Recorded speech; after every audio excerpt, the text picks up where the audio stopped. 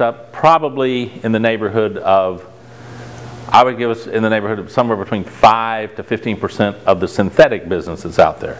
Now if you take 15% of 5%, you're way down here in the weeds, somewhere around 1%, right?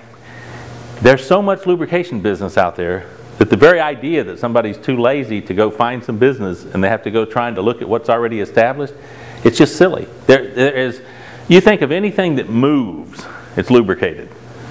All around this place. I was driving today down towards Kissimmee and coming up in that area and dropping off some oil, and I was just amazed at the number of years I've been living here, and in a matter of 15 minutes I saw 25 places that I could go to.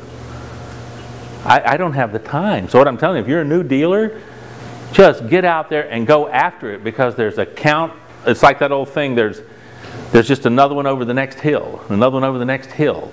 And the thing about it is, if anybody's familiar with small business, especially in the mechanical area, you know that about 50% of them turn over every couple of years. I mean, they go out of business and new ones come up. So it's a dynamic marketplace, but there's plenty of business. Every motorcycle shop, every scooter shop, every repair shop, every boat shop, every rental shop. I mean, you just go on and on. They all have stuff that's lubricated. It's either with grease or with gear lubes or with motor oils or two-cycle oils. It's just everywhere. So you could go and spend all the time that you have available from, let's say, Daytona Beach to Melbourne, and I'm not sure you could actually legitimately visit all of the marine places that exist up and down the coast there, that are just everywhere.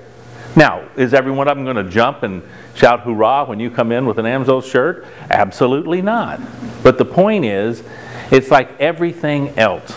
You know, it's real business. You have to talk to people. You have to let them know what you have for sale, ask them how their business works, whether or not this is something that they think would work for them. They're going to ask you, well, how is it profitable? It's just the same kind of thing that any other salesman does when they go into these places. It's no different than when the Snap-on tool guy shows up at the mechanic shop.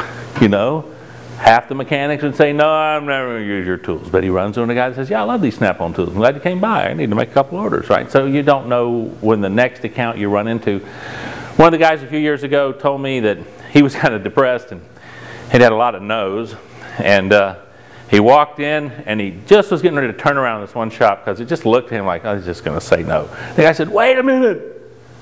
I've been looking for an AMSOIL guy. I got people asking me this stuff. I need this stuff now. And he said he didn't know how to respond.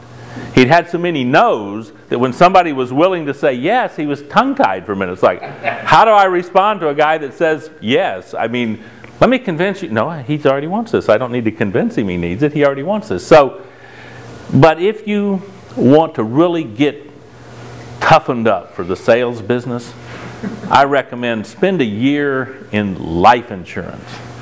Okay?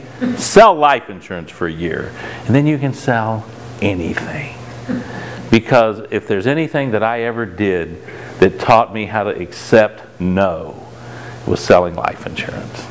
So if you really want a career in sales and you get down about the no's, take a job with a life insurance company for about a year, and you know, then you'll think, selling a tangible product, something that you can feel and look at, man, that is easy. Convincing somebody about something that could happen in 40 years that maybe would be neat, but you got to give up a couple six-packs of beer in order to pay this premium, and you've only got 4 kids between the ages of 6 and 12, so why in the world would you need this product? I mean, your wife doesn't work, and you don't need this.